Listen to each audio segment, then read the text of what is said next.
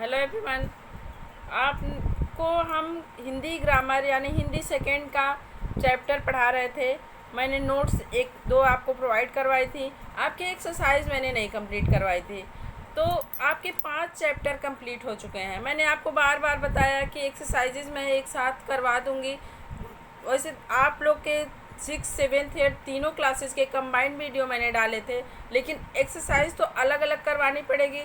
तो आप लोग अपनी अपनी बुक लेके तैयार रहिएगा। जब मैं एक्सरसाइज कंप्लीट करवाऊंगी, अपनी बुक लेके एक्सरसाइज अलग अलग क्लासेस की अलग अलग होंगी, एक साथ नहीं होंगी, कंबाइंड नहीं होंगी। फिर जब उस बेसिक चीज़ें शुरू होंगी या चैप्टर शुरू होंगे, अगर सेम रहेंगे तो फिर कंबाइंड वीडियो दिए जाएंगे।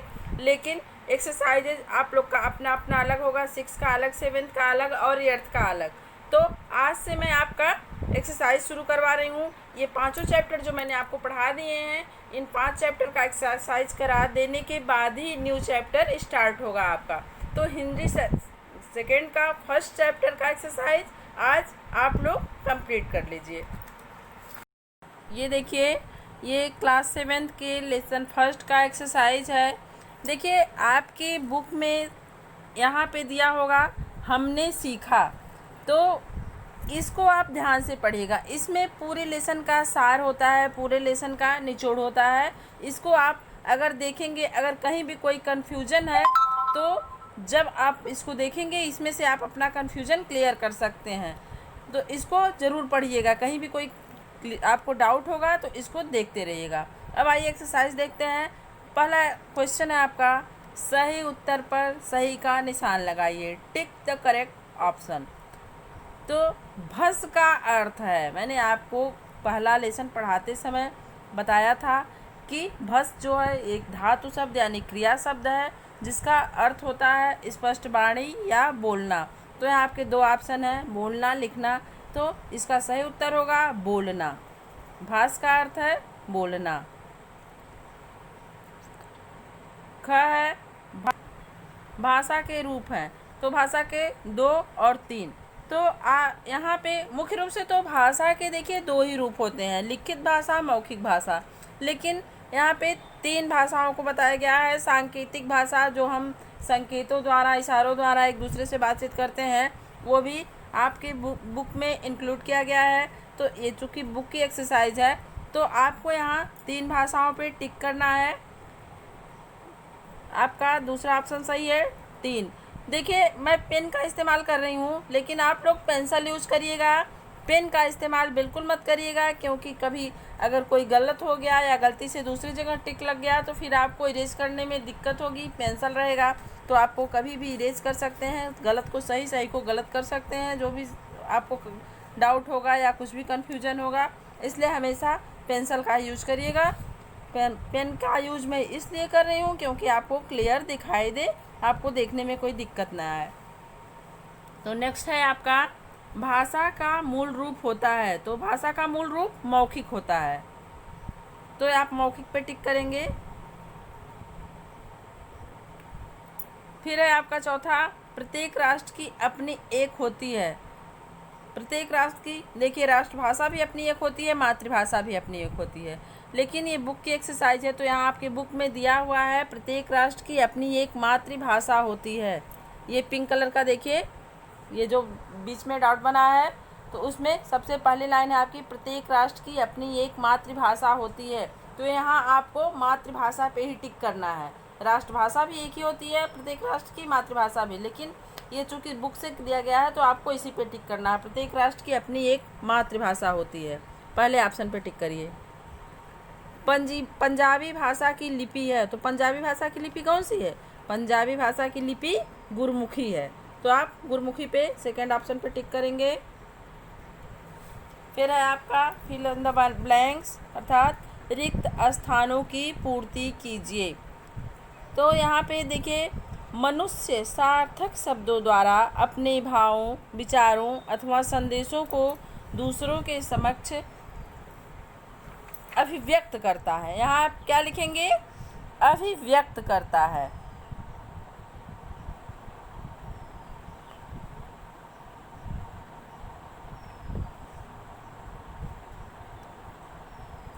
तो हो गया आपका मनुष्य सार्थक शब्दों द्वारा अपने भावों, विचारों अथवा संदेशों को दूसरों के समक्ष अभिव्यक्त करता है। ये आपका हो गया फर्स्ट का फिल इन द ब्लैंक्स। फिर ख है आपका भाषा का मौखिक रूप। तो यहाँ आप लिखेंगे परिवर्तनशील होता है। भाषा का मौखिक रूप परिवर्तनशील होता है। आप जानते हैं लिखित रूप जो होता है वो भाषा का स्थायी रूप होता है, मौखिक रूप बदलता रहता है। तत्सम का तद्भव ये मौखिक रूप के परिवर्तन से ही हुआ है, तो इसलिए यहाँ आप लिखेंगे भाषा का मौखिक रूप परिवर्तनशील होता है। तो ये हो गया आपका ख। अब ग है आपका जब हम कलम द्वारा अपने विचार प्रकट करते हैं तो वह भाषा का लिखित रूप कहलाता है। यहाँ आप क्या फील करेंगे? लिखित रूप कहलाता है। हम कुछ भी लिखते हैं तो क्या होता है? भाषा का लिखित रूप होता है। तो जब हम कलम द्वारा अपने विचार प्रकट करते हैं तो वह भाषा का लिखित रूप कहलाता है। अब है आपका पहले ब्लैंक है, फिर है वह शास्त्र है जिसके द्वारा भाषा का शुद्ध ज्ञान होता है। तो मैंने आपको बार बार क्या बताया, भाषा का शुद्ध ज्ञान हमें किससे प्राप्त होता है? किसी भी भाषा का शुद्ध ज्ञान हमें उस भाषा के व्याकरण से प्राप्त होता है। तो यहाँ आप क्या फील करेंगे? व्याकरण वह शास्त्र है, यहाँ सिर्फ आपको व्याकरण फील करना है। आगे लिखा हुआ है व्याकरण वह शास्त्र है जिसके द्वारा भाषा का शुद्ध ज्ञान होता है। अब ये फिल इन द ब्लैंक्स का आपका आखिरी क्वेश्चन है। व्याकरण के भाग होते हैं। तो मैंने आपको बताया था व्याकरण के 3 भाग होते हैं, वर्ण विचार, शब्द विचार, वाक्य विचार। आपके बुक में भी पेज नंबर 6 पे ये दिया हुआ है कि व्याकरण के कितने भाग होते हैं। तो यहाँ आपको 3 यानी 3 फील करना है।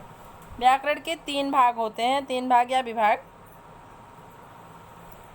तो ये आपका फिल इन द ब्लैंक्स हो गया, यानी दूसरा क्वेश्चन कंप्लीट हुआ। अब नेक्स्ट क्वेश्चन देखिए अगले पेज में।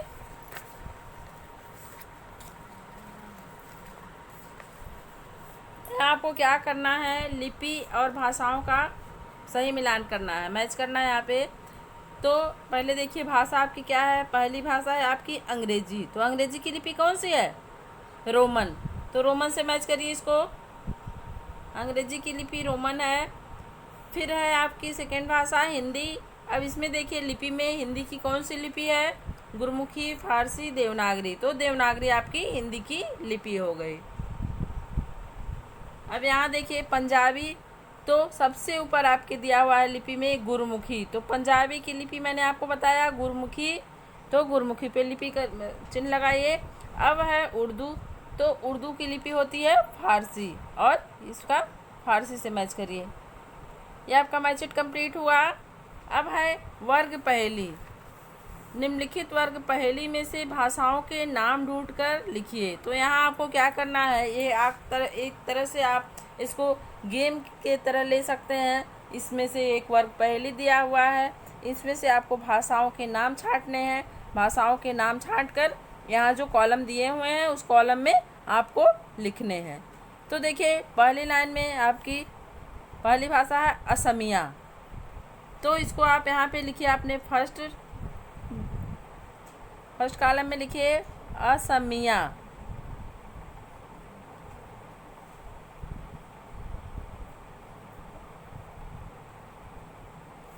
फिर है आपके दूसरे में भी सीधी बढ़िए उसी तरह से मणिपुरी।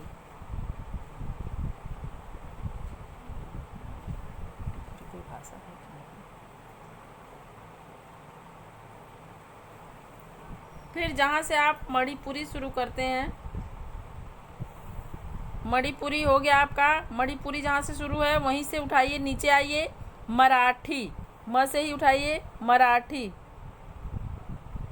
ये महाराष्ट्र की भाषा है।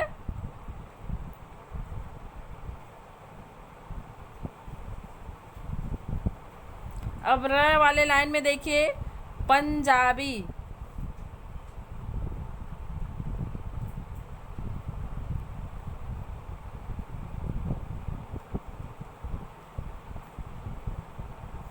फिर मराठी के नीचे आइए, मराठी के नीचे देखिए तेलुगु लिखा हुआ है।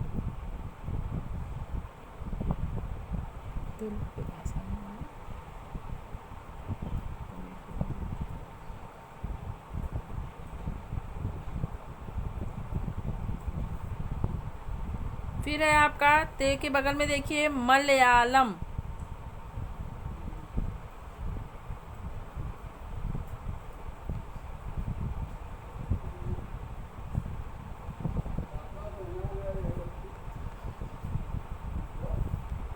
फिर देखिए यहाँ पे पंजाबी के नीचे गुजराती है।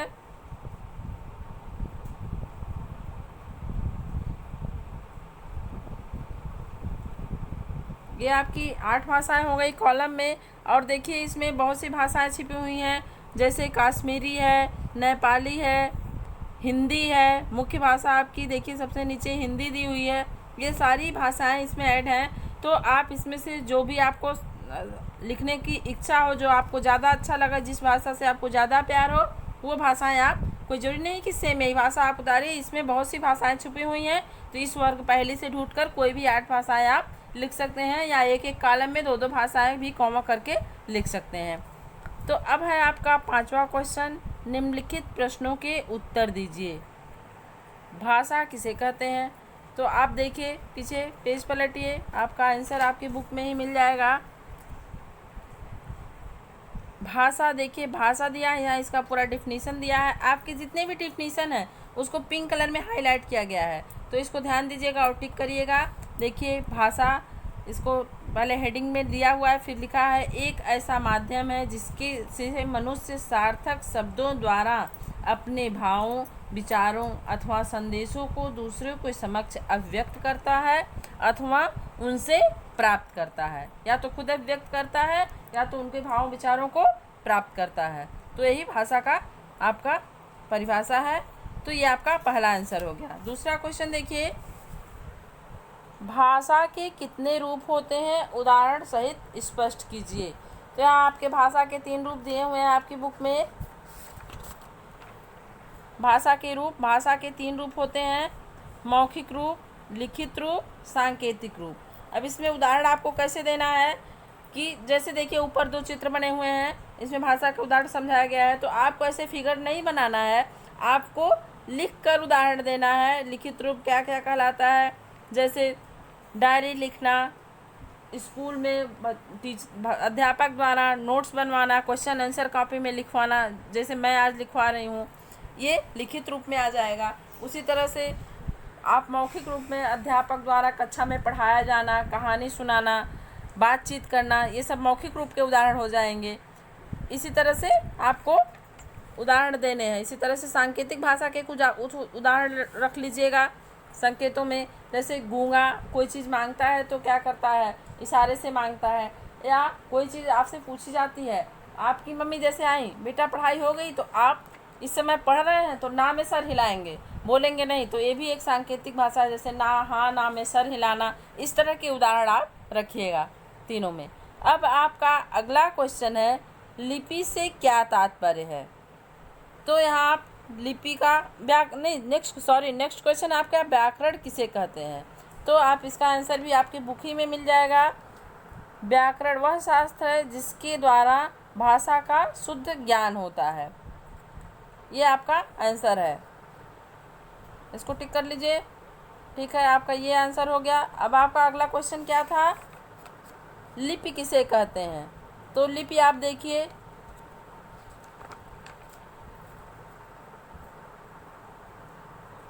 लिपि जो प्रत्येक लिपि मतलब यहाँ देखिए पूरा दिया हुआ, संसार में अनेक भाषा है, प्रत्येक भाषा का, छोड़िए बुक से जाने दीजिए, मैं आपको बोल देती हूँ। भाषा को लिखित रूप से लिखने के लिए जिन चिन्हों का प्रयोग किया जाता है उन्हें लिपि कहते हैं। ध्वनियों को या वर्णों को लिखित रूप से प्रयोग करने के लिए जिन ध्वनि चिन्हों का प्रयोग होता है उन्हें लिपि कहते हैं। हो गया आपका। वर्णों को अभिव्यक्त करने के लिखने के लिए जिन ध्वनि चिन्हों का प्रयोग किया जाता है उन्हें लिपि कहते हैं। तो ये आपके पांचों क्वेश्चन कंप्लीट हो गए। अब ये है नीचे कुछ चित्र दिए गए हैं, ये भाषा के कौन से रूप हैं उनके सामने लिखिए। तो देखिए यहाँ नेताजी क्या कर रहे हैं, भाषण दे रहे हैं, तो यहाँ भाषा के मौखिक रूप का प्रयोग किया जा रहा है।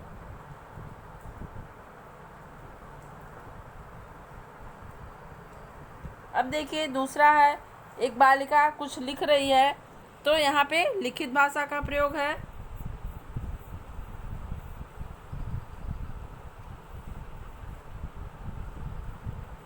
अब देखिए यहाँ पे शिक्षिका बच्चों को कुछ समझा रही हैं, तो यहाँ पे भी मौखिक भाषा का प्रयोग हुआ है।